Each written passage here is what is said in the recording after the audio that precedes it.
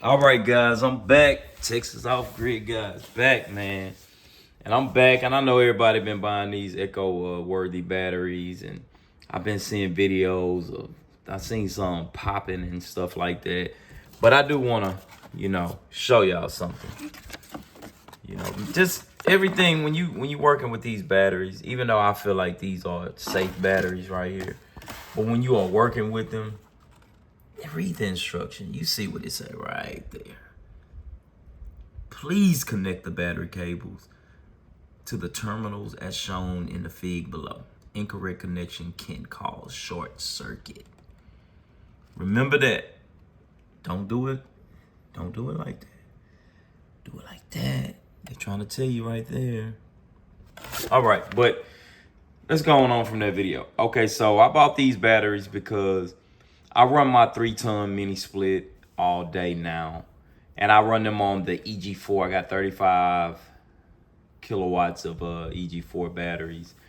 But I wanted to switch and buy 4 of the Eco-worthy or Eco-worthy batteries so I can, let my AC, the 3-ton AC mini split run off, these batteries right here. Which, I charged up with the the EG4 48 Light PO4 waterproof charger. I charged them up, so they pretty much charged. So my content is just me. I'm gonna buy 2 more of these. It's a guy that I'm gonna, kind of purchase 2 more batteries from that'll put me at 20K. And I'll let the AC just run off of these 20K batteries. And I'm gonna let y'all see. My system pretty much still the same. I haven't really changed nothing yet. Everything's working perfectly fine for me, and I see a lot of people with, 70, almost maybe 50 to 70K of solar saying it still ain't working. They need more power, which I do not understand because I'm finna go show y'all in a minute what my system look like, just an update. But like I say, everything's the same. I haven't really changed much. Everything's working perfectly fine. I'm still living off grid, and stuff like that. And I wanted to address the spark issue, and I think that's why a lot of people are running from the eco-worthy batteries, because the guy's selling them pretty cheap. Well, he sold them to me for pretty cheap. And I think they seen that video and they got a little scared, so he was like, okay, yeah, I'm gonna get rid of these batteries. So being, Texas off-grid guy, I'm gonna review the batteries and I'm gonna, show y'all how it works and if it works or if I have any issue with these batteries. Because as y'all know, I don't really mess with EG4 batteries anymore, because of the previous issue I had with Signature Solar and EG4. With the inverters, I would never buy an EG4 inverter again. That's just me. Not telling y'all not to do it. Just I won't do it. If I'm gonna have to go with something, it'd probably be the Solar. That's just me. If I have to switch, I'm gonna probably go with the Solar. Just spend that extra money and just go with, the big boy. So that's just what I'm gonna do. Not saying that they don't have any issues as well. I don't know because I don't have one. Other people do. You can check those videos out or whatever.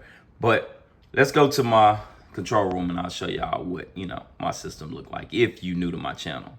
And if you are new to my channel, make sure you hit that subscribe button because I do have more content coming. I'm sorry it's been years. I haven't dropped videos. I've just been super busy. But I'm back. Okay, now, so I'm back and this is my control room. As you can see, EG4 unbalanced, which is perfectly fine. Tomorrow when, the sun come out, it'll charge this up. I won't have nothing running on it, so it'll charge it up and this light will go away. But like I say, it's batteries gonna have their problems, imbalance, things like that. But this battery perfectly fine. I haven't been having no issues with EG4. With these batteries right here, I haven't had any issues other than, that. But it's not really an issue, so I'm not really worried about it. And as y'all remember, when these first came out, the Gill batteries, I bought these, and I think these was perfect, to be honest. I never had an issue with these Gills. A little problem with these Light Power EG4 batteries, but like I say, for the most part, nothing wrong with these batteries. And if you notice me, you remember my old videos, I do have the UFO batteries. right here. And this is what runs my house. Never mind the wires. I gotta skip the wires. Everything run perfectly fine. I know a lot of people talk about safety, and I'm not telling y'all to do what I do. Always be safe. I'm gonna say that. I've been doing this for many years, and I know a lot of people, electricians and all that, they come on my channel, they say this and say that, but this has been running for years. Now what I have added was this Power Mister solar charge controller, and the only reason why I added this one is because it gives you 500 volts, you know, PV volts, and you know I can hook up 10 panels in series, and you know, and just let it go, you know, let the volts go. So that's why I purchased an extra solar controller, which I recommend if you want to add solar. Which the EG4 6500 right here, you also get 500 volts, you know, get 500 volts on the PV side. And you know, you can put 10 panels in series on that, which I have 10 panels in series on that. And I think they 410 watt panels. I have 10 of them hooked to that runs my house. These two batteries, which is 20K. Because this is 10K battery and that is a 10K battery right there. So that's 20K of power that runs my house. Just that. And this right here, I charge my Tesla with, and I run my 3-ton AC unit on as of right now. I got a 2-ton in my room mini split, and I got a 3-ton in the living room. And I usually just keep the 3-ton on, and it'll cool the whole house down. I have no problem with that. And that runs off this 12K grow watt, which I'm running the 2-ton AC unit now in my room, which is pulling about 1600 watts. So all right, so that's pretty much the update I'm gonna give y'all until I, you know, clean everything up and I fix everything. Like I say, don't worry about the wires. Do not do what I do. I've been doing this for a long time, and I get safety. I want everybody to be safe. You know, if y'all not comfortable with hooking up this, hey, hire a licensed electrician. I always tell people that.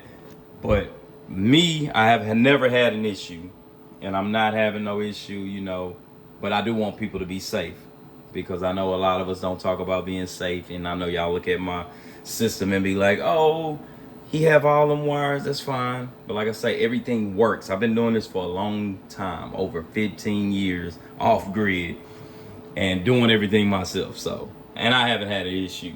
I'm just gonna let y'all know that.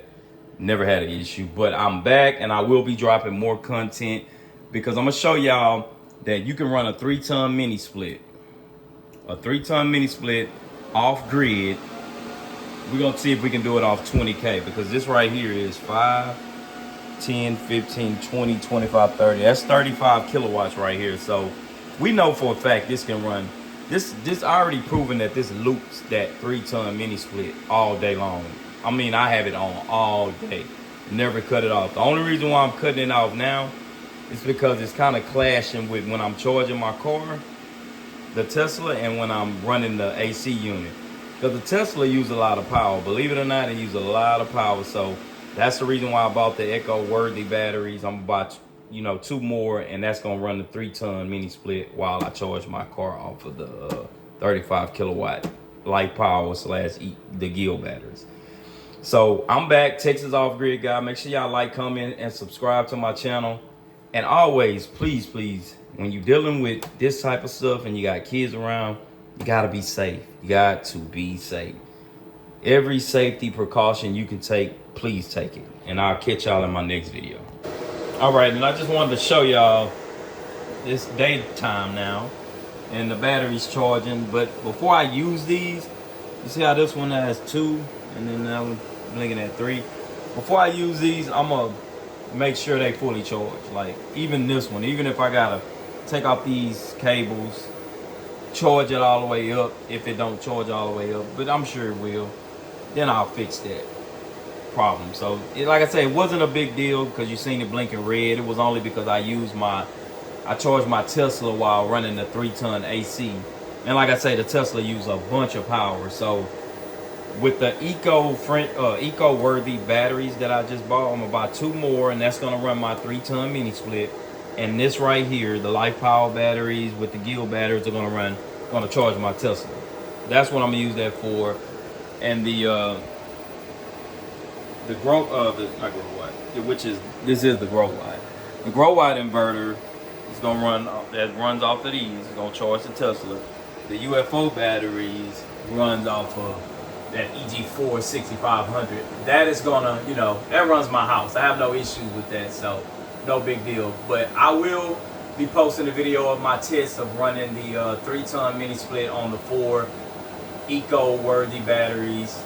And that's going to be my content. I'm going to let y'all know, because a lot of people buying a lot of power and a lot of batteries, a lot of inverters, big boy inverters, and still saying it don't work, which I don't understand. So I'm going to show y'all. All right, see y'all in my next video. And I wanted to also show y'all, for the people that don't know, this is my solar array. I do have 10 panels. I have 10 panels on top of my roof that runs to the house, which is the UFO batteries. And then I have another 10 panels that's on the roof that runs to that Power Mister charge controller. And, so I'm just letting y'all know. And then I do have another array, the exact same array in my backyard, just like this.